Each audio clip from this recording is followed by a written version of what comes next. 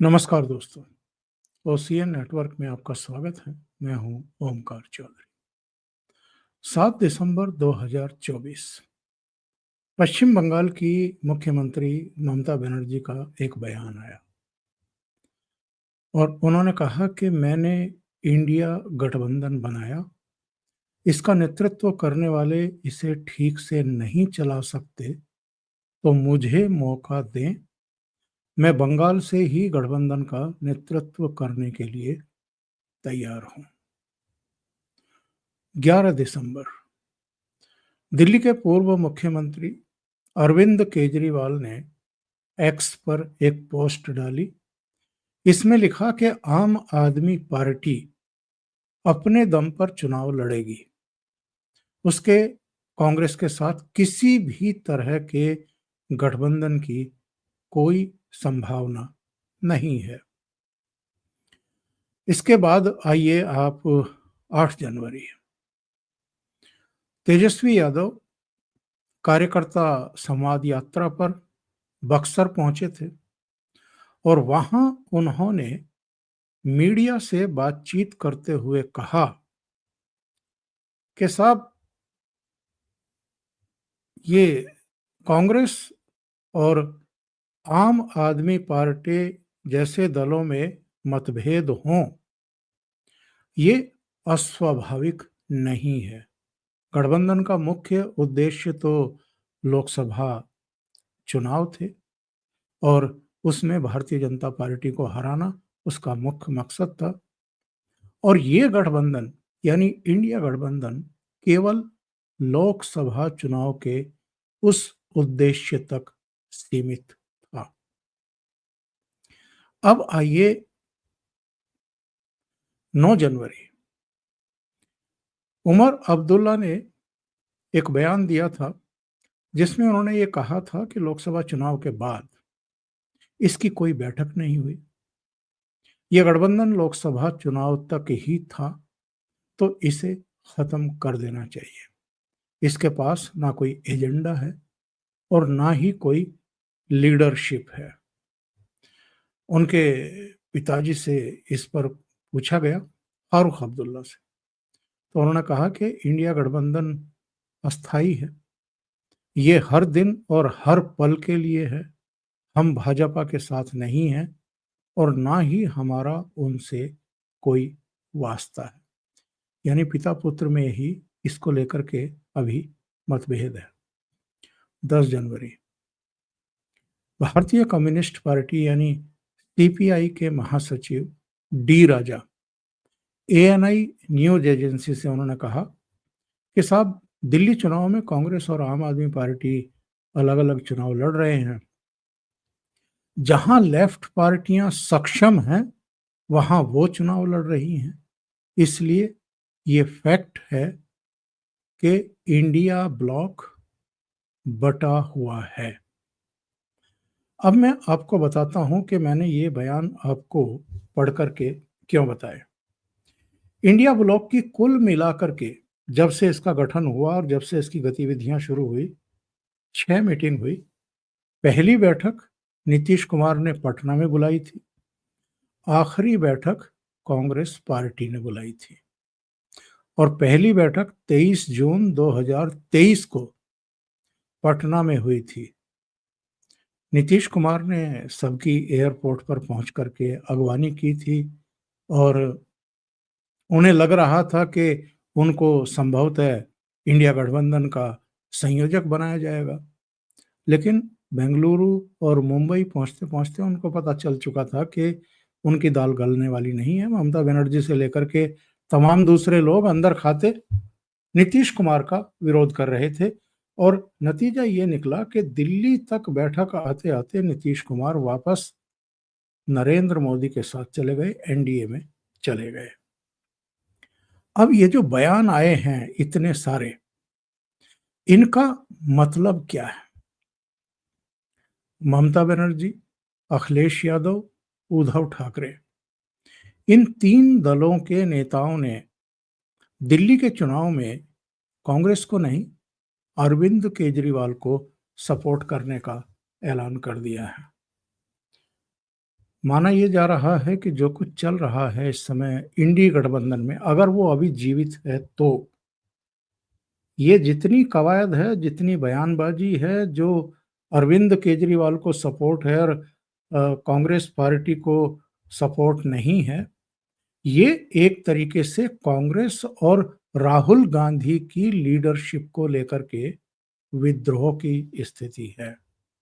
और ये मैं अपने एक और प्रोग्राम में बता चुका हूं कि नई लोकसभा के गठन के बाद जब संसद सदस्यों के शपथ ग्रहण के लिए सत्र बुलाया गया था, विशेष सत्र बुलाया गया था, राष्ट्रपति का अभिभाषण हुआ था। चूंकि जब भी नई लोकसभा का गठन होता है तो राष्ट्रपति के उद्बोधन से उसकी शुरुआत होती है।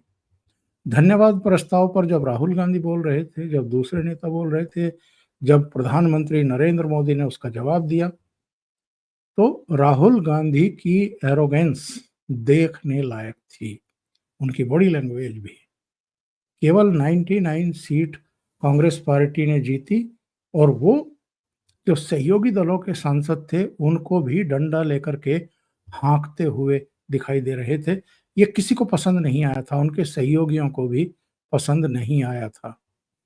और राहुल गांधी का जो तौर तरीका है, कुल मिलाकर के नेता प्रतिपक्ष बन जरूर गए हैं, लेकिन उसकी प्रतिष्ठा गरिमा और मर्यादा के अनुसार और सदन की भी गरिमा और मर्यादा के अनुसार और चेयर यानी स्पीकर के प्रति कैसे आपको बिहेव करना है, इन सबको वो एक तरीके से धता बताते हुए अब तक अपना आचरण करते रहे। इससे जो विरोधी दल हैं, बाकी के विरोधी दल हैं, उनकी छवि भी खराब हो रही है। और अब जैसे-जैसे अलग-अलग राज्यों में चुनाव होते आ रहे हैं, होते जा रहे हैं, आ रहे हैं, तो ये जो इंडिया गठबंधन है, इसकी चूलें हिलती हुई दिखाई दे रही हैं। संजय राउत का नया बयान है इस संदर्भ में और उन्होंने ऐलान कर दिया है कि महाराष्ट्र निकाय चुनाव उद्धव सेना अकेले लड़ेगी। उन्होंने ये कहा है कि ना तो हम कांग्रेस पार्टी से कोई गठबंधन करने जा रहे हैं और ना ही शरद पवार से। और उन्होंने तो यहाँ तक कह दिया कि इंडी अलायंस की जो भी आज स्थिति है, दुर्दशा है, दशा है, उसके लिए कांग्रेस जिम्मेदार है, क्योंकि कांग्रेस ही सबसे बड़ी पार्टी है और उसी का ये दायित्व बनता था कि वो इंडी अलायंस की बैठकें भी करे, सबके साथ समन्वय और संवाद भी करे, सबको जोड़ करके रखे और सबको साथ लेकर के चले। और संजय राउत ने कहा है कि उद्धव ठाकरे की तरफ से हमें मैसेज मिल चुका है। मुंबई, नागपुर ये जो चुनाव होने वाले हैं, यानी बीएमसी के और नागपुर नगर निगम के, ये हम यानी शिवसेना, उद्धव ठाकरे गुट इंडिपेंडेंटली अकेले लड़ेगा। और उन्होंने ये भी कहा कि साहब हम ऐसा इसलिए भी कर रहे हैं कि हमें अपने कैडर को, अपने कार्यकर्ताओं को फिर से मजबूत करना है, उनके पैरों पर उनको खड़ा करना है। और उनका ये भी कहना था कि साहब लोकसभा और विधानसभा चुनाव में सभी कार्यकर्ताओं को मौका नहीं मिलता है, इससे पार्टी की जो ग्रोथ है वो प्रभावित हो रही है। तो जो नगर निगम है, जो जिला परिषद है, जो नगर पंचायत है, वो अपने दम पर लड़ना चाहिए, ये हमारा फैसला हो गया है। तो सवाल ये खड़ा होता है साहब कि अब ये इंडिया गठबंधन है या नहीं है। तो संजय राउत ने 3 बिंदु रखे हैं। मैं आपको ममता बनर्जी का बयान बता चुका। मैंने आपको जो दूसरे नेता हैं, डी राजा से लेकर के अरविंद केजरीवाल और समाजवादी पार्टी और तमाम इनके घटक दलों के नेता, उनके सबके बयान आ चुके। संजय राउत ने क्या कहा है? उन्होंने कहा कि हमने लोकसभा चुनाव एक साथ लड़ा, अच्छे नतीजे मिले। आगे की योजना को लेकर के कांग्रेस को इंडिया ब्लॉक की बैठक करनी चाहिए थी। लेकिन ऐसा नहीं हुआ। इससे सहयोगियों के मन में शंका है कि इंडिया ब्लॉक में सब कुछ ठीक है या नहीं। दूसरे पॉइंट इन्होंने ये कहा है कि हमें पिछली गलतियों को सुधारने की जरूरत है। महाराष्ट्र में जब विधानसभा के चुनाव हो रहे थे, कांग्रेस की स्टेट यूनिट सीटों के लिए सौदेबाजी कर रही थी। तब भी कांग्रेस आला कमान ने दखल नहीं दिया। कई विधानसभा सीटें ऐसी थी जहां एनसीपी शरद पवार और शिवसेना यूबीटी इनके पास अच्छे उम्मीदवार थे, लेकिन कांग्रेस ने उन पर दावा नहीं छोड़ा।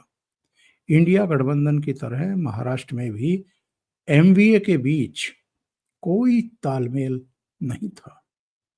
तीसरा पॉइंट इन्होंने कहा कि दिल्ली चुनाव में कांग्रेस भाजपा नहीं, आम आदमी पार्टी जीतेगी और मैं अरविंद केजरीवाल को राष्ट्र विरोधी कहने वाले कांग्रेस नेताओं से बिल्कुल सहमत नहीं हूं। दिल्ली चुनाव में कांग्रेस या भाजपा नहीं बल्कि आम आदमी पार्टी जीत रही है, इसलिए हमने आम आदमी पार्टी को समर्थन देने का ऐलान कर दिया है। तो अब जरा आप ये सोचिए कि ये इंडिया गठबंधन नाम की चिड़िया बची है या उड़ गई है। दूसरे ये संकेत मिल रहे हैं, वो चाहे आरजेडी के बयान हो, चाहे अखिलेश यादव की पार्टी के रामगोपाल यादव के बयान हो, ममता बनर्जी के बयान हो, उद्धव ठाकरे के बयान हो, अरविंद केजरीवाल का कुल मिलाकर के दिल्ली चुनाव में इंडिपेंडेंटली लड़ना और बयान देना, ये शो करता है कि कोई भी अब राहुल गांधी और कांग्रेस को इनकी लीडरशिप को एक्सेप्ट करने को तैयार नहीं है। तो क्या यह माना जाए कि आने वाले समय में एक तीसरे मोर्चे की बुनियाद रखी जाएगी और ममता बनर्जी को उसकी अगवा बनाया जाएगा? अभी इसको लेकर के भी थोड़ा सा खींचातानी और ऊहापोह और असमंजस की स्थिति इसलिए है कि ममता बनर्जी की लोकसभा में 29 सीटें हैं और अखिलेश यादव की 37 सीटें हैं। ये जितने मैं चेहरे आपको बता रहा हूं, इनमें अंदर खाते अभी एक दूसरे को भी पछाड़ने की तैयारी चल रही है, दावेदारी चल रही है कि लीडरशिप किसके पास रहे अगर कोई तीसरा मोर्चा भी खड़ा किया जाए कांग्रेस से अलग हो करके। तो अभी ये पेच भी सुलझने बाकी हैं, पर संकेत स्पष्ट हैं कि राहुल गांधी और कांग्रेस के प्रति इन सब के अब तेवर एकदम विद्रोह वाले हैं और देर सवेर इस एनडीए की अंत्येष्टि होनी है और एक तीसरे मोर्चे की संभावना तलाशने के लिए ये सारे एकजुट होने वाले हैं। अभी के लिए इतना ही। बहुत बहुत धन्यवाद। अगर आपको ये चैनल और इसके कंटेंट पसंद आ रहे हैं तो लाइक करें, कमेंट करें, वीडियो को शेयर भी करें। अभी तक अगर आपने ये चैनल सब्सक्राइब नहीं किया है तो सब्सक्राइब कर लें। साथ में लगे बेल आइकॉन को दबाना ना भूलें ताकि आगे आने वाले वीडियो और उनके नोटिफिकेशन आप तक पहुंचते रहें। बहुत बहुत धन्यवाद। नमस्कार।